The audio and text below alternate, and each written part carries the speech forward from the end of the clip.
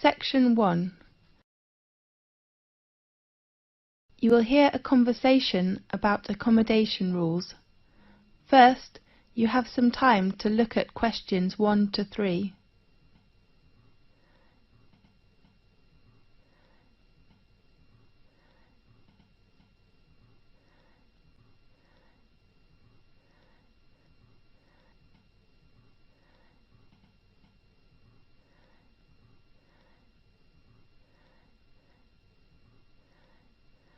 You will see there is an example that has been done for you. On this occasion only, the conversation relating to this will be played first. Good morning, everyone. I'm your accommodation advisor. Well, firstly, welcome to Thomas House, which is one of the most popular accommodations in our university. I will give you an introduction about the house and answer your questions.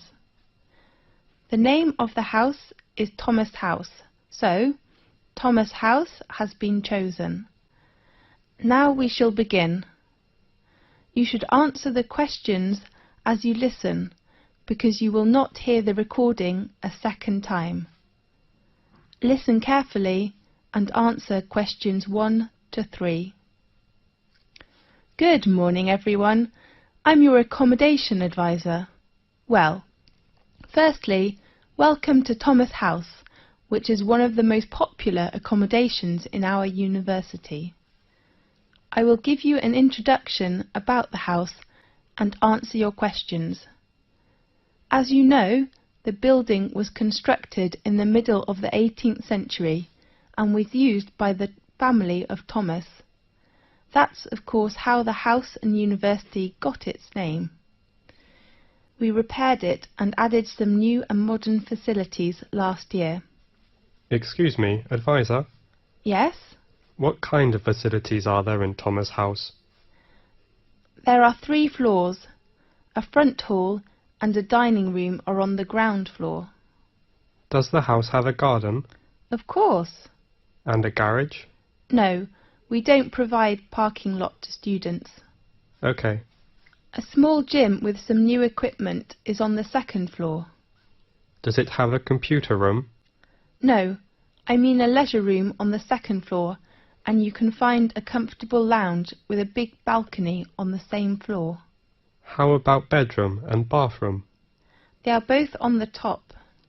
How many students are there in one flat? 4 to 6. I wonder if I have to share a bathroom with others. No, we provide every student a bedroom and a bathroom. Great.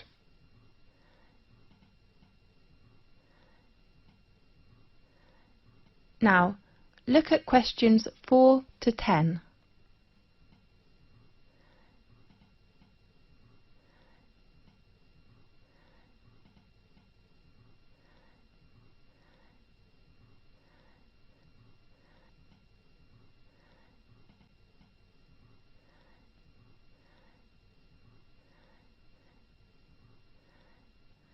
Now listen carefully and answer questions 4 to 10.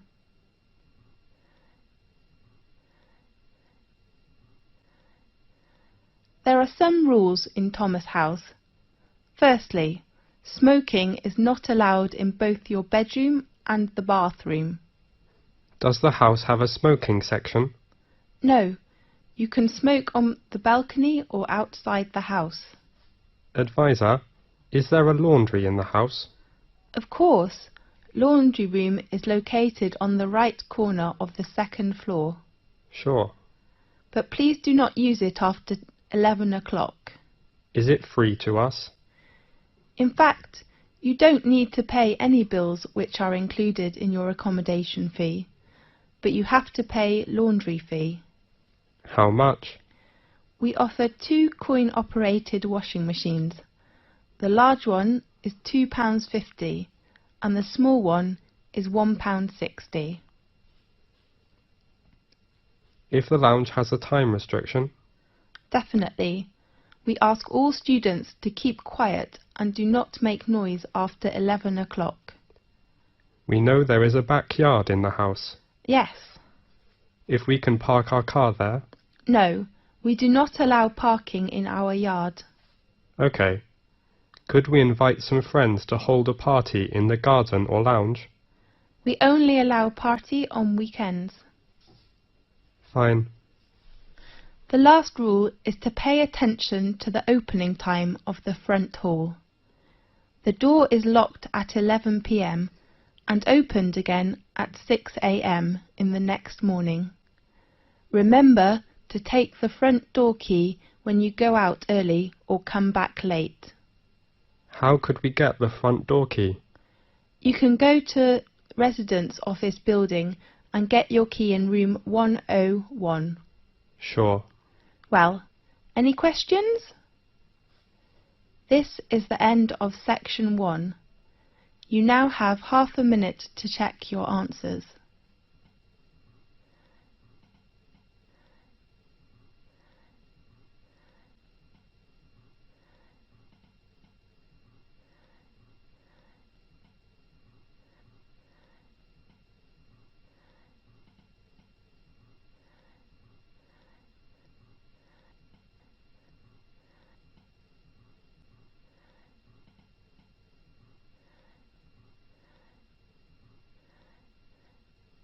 Now turn to section 2.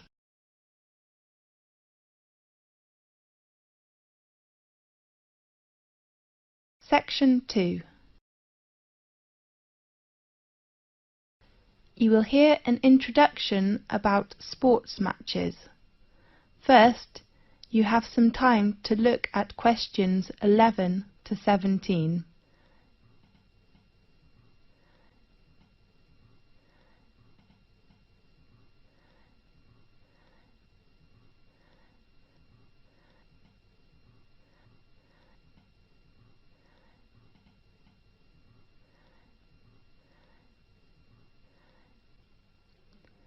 Now listen carefully and answer questions 11 to 17. Good morning, everyone. I'm Mary White, the Secretary of the exciting sports club. Welcome to attend Match's arrangement meeting. I know you are looking forward to a great season. Now, I'd like to give you a short introduction to our arrangement in this season. This season, we still have 2 competitions. One is tennis and the other is soccer. Let's start with tennis. There will be 6 teams competition. We hope the players' ages are between 16 and 22 years old.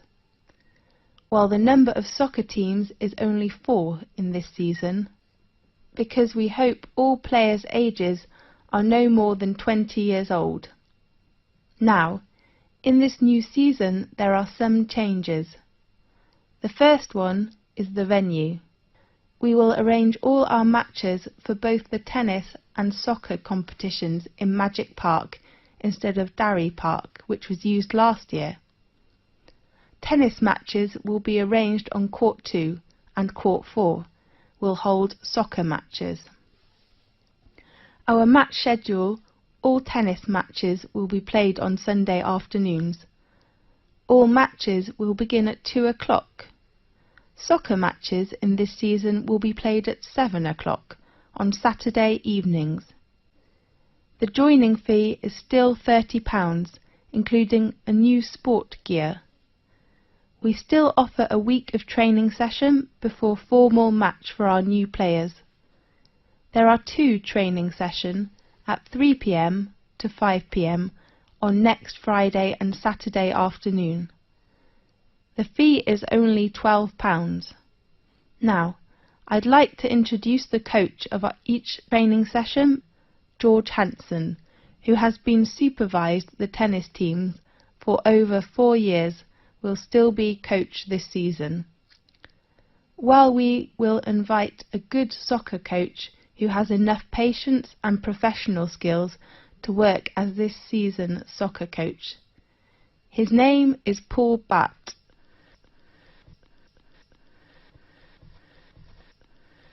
Now, look at questions 18 to 20.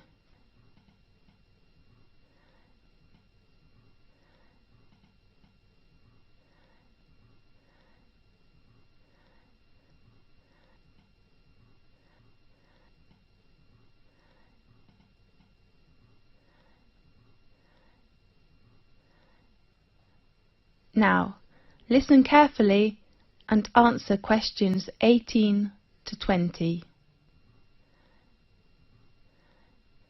In addition, we offer some activities to thank all players. Please look at your brochure. There are some activities and their time arrangements. At the beginning, we hope to start the season with a barbecue dinner on next Saturday in Magic Park. I do really hope all players will go there to enjoy the dinner, and you may invite your relatives and friends. Of course they have to pay a little fee, with just £5. And then, after the final match in the season, we will vote this season's MVP, the most valuable player. The 2 players from tennis team and soccer team will gain an honour and a prize from our sports centre. This season we hope all players can send a confirm letter to us to ensure our match arrangement. So please write to us before the deadline. It is on Thursday, 18th of April.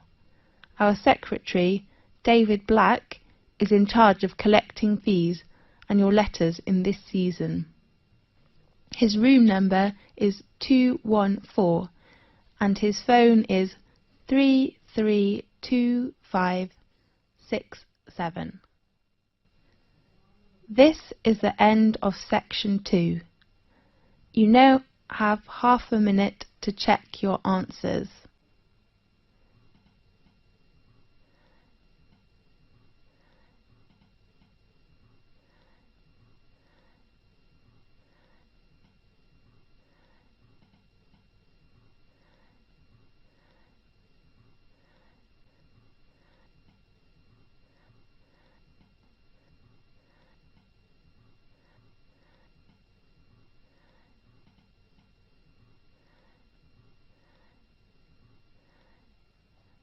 Now turn to section 3.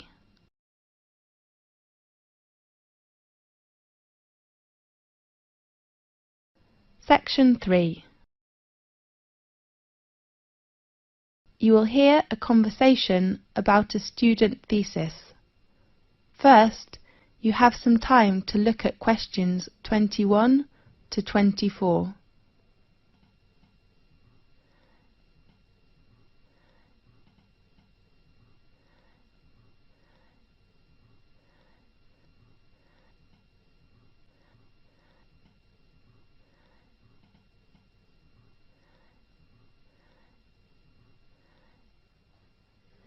Now listen carefully and answer questions 21 to 24. Come in, please. Good afternoon. Oh, I am sorry. Is it Professor Lee's office room? No, it is room 640. His new room number is 614 on the right of this corridor. Thanks a lot. You're welcome. Come in, please. Good afternoon, Professor Lee. Good afternoon. Come in, please. I remember our tutorial time is at 2 o'clock, right? Really? Oh, I am so sorry. I remember it is at 1:30. So I go to common room to wait for 30 minutes, okay? No, I'm free now. Let's begin. I am so sorry. That doesn't matter. So, how about your work? In fact, Professor Lee, can I get an extension of time to hand in my work? I mean, I hope to extend my thesis deadline. James, you know extension is usually given only for medical or accident reasons. So what's your problem? You have a good beginning with your draft, isn't it right? Yes, well, I'm having too many reading materials to read. Too many? How many? Besides academic journals, I have about 15 books to read next month. I don't think I can finish them. Oh, darling, you do not need to read them all. What do you mean? I mean, you can choose some parts of these books which can help your work. Really? Could you give me some suggestions? Sure.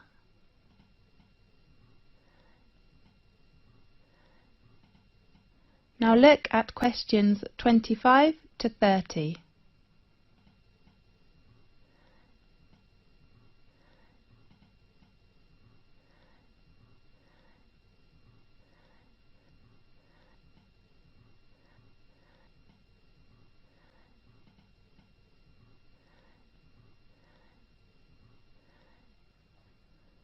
Now listen carefully and answer questions 25 to 30.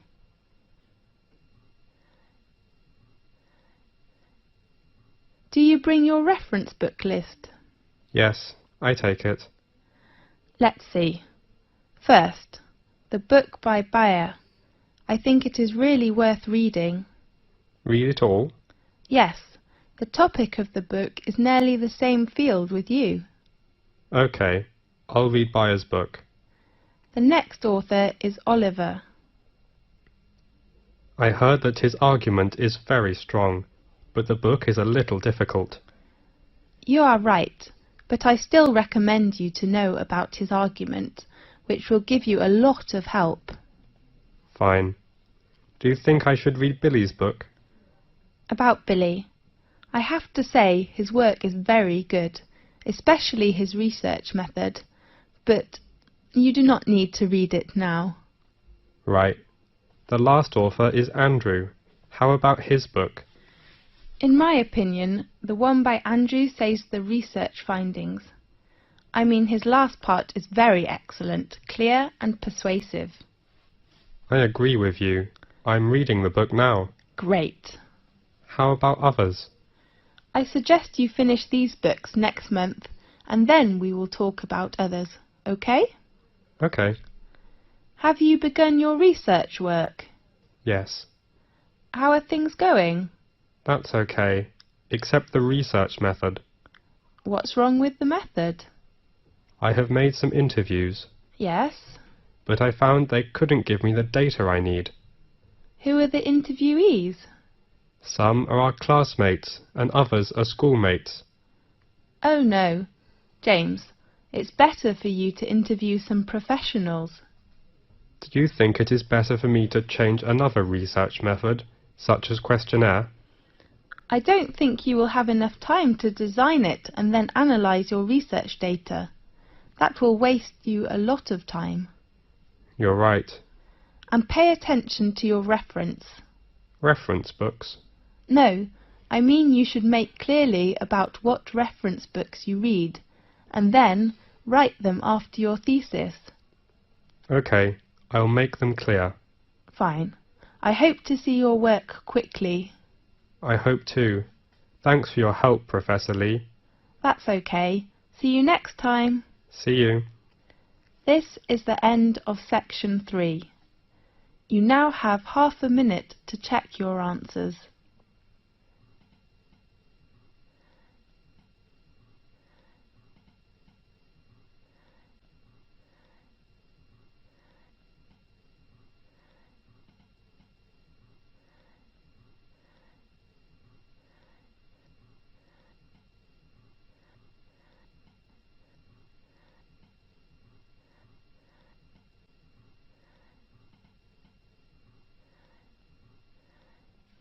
Now turn to section 4.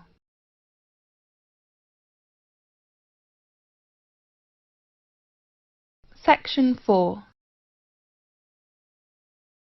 You will hear a conversation about astronomy. First, you have some time to look at questions 31 to 40.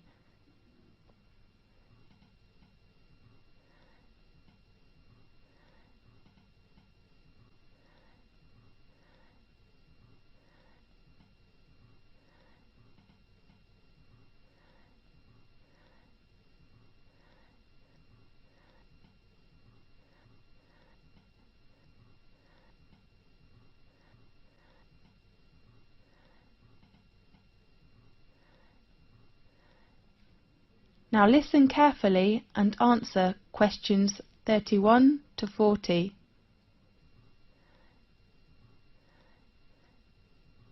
This is Magic Time from the BBC. I am Faith. In today's programme, we invite a Professor of Astronomy. Welcome, Lewis. Thanks a lot, Faith.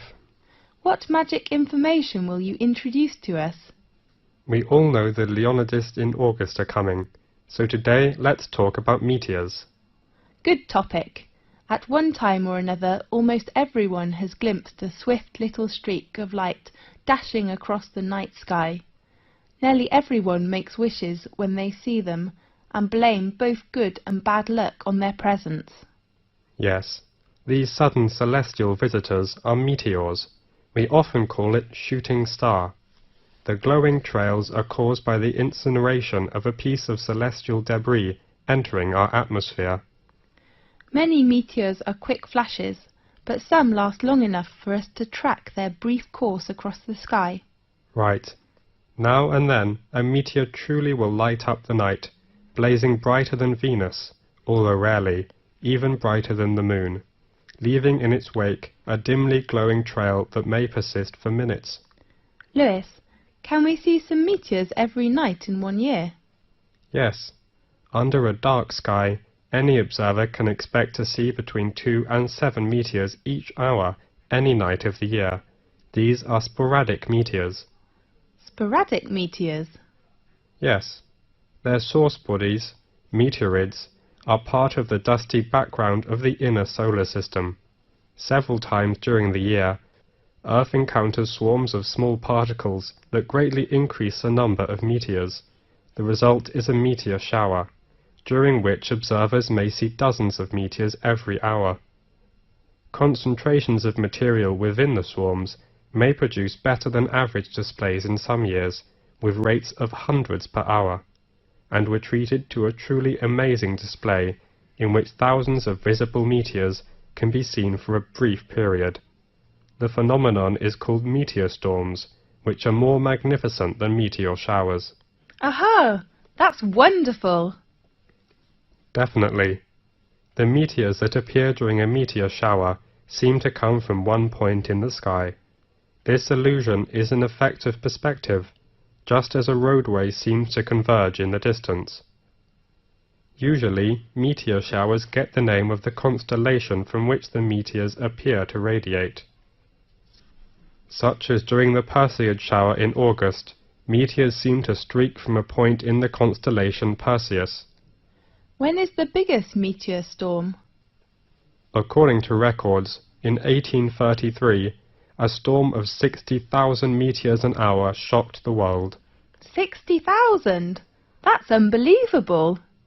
By the 1860s, scientists had known that many meteor showers were annual, including the normally placid Leonids, which produced the big storm, and that they were somehow related to comets. Really? Yes, but most of the meteors people have seen during one of the annual showers arise from fluffy particles not much larger than sand grains. As a particle enters Earth's atmosphere, it collides with gas atoms and molecules. The particle becomes wrapped in a glowing sheath of heated air and vaporized material boiled off its own surface.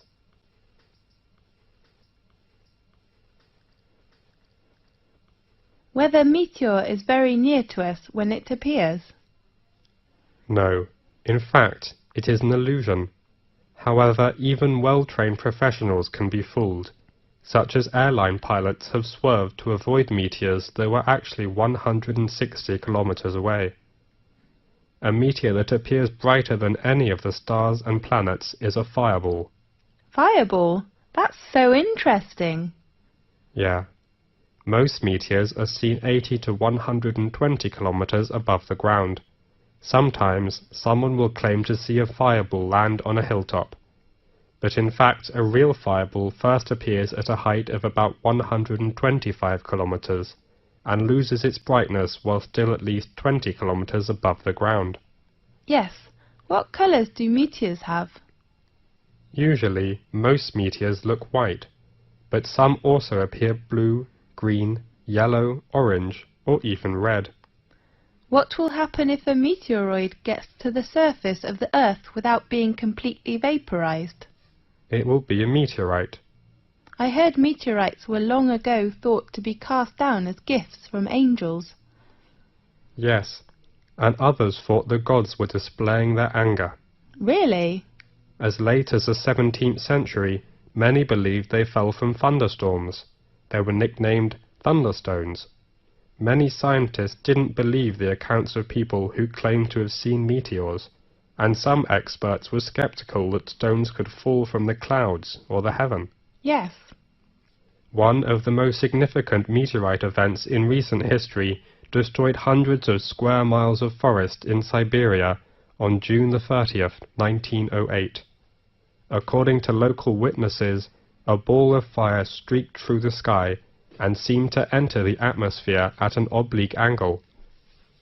It exploded, sending out hot winds and loud noises, and shaking the ground enough to break windows in nearby villages. Small particles blown into the atmosphere lit the night sky for several days. So, nowadays, the prevailing theory holds that a meteor exploded just above the surface. Yes. Most impact craters and basins larger than the meteor crater are heavily worn away, or have been buried by rocks and dirt as the Earth's surface changed. At present, Chicxulub Basin, centered in Mexico's Yucatan Peninsula, is the largest one. The diameter of basin is around 300 kilometers. Rock samples obtained by drilling into the basin show that an asteroid struck the Earth there about 65 million years ago. Does that the same period with the dinosaurs disappeared? That's right. Many scientists believe this debris caused climate changes which made the dinosaurs not survive. We do really hope that will never happen again. Right. OK, thanks for watching today's programme. See you next week. This is the end of section 4. You now have half a minute to check your answers.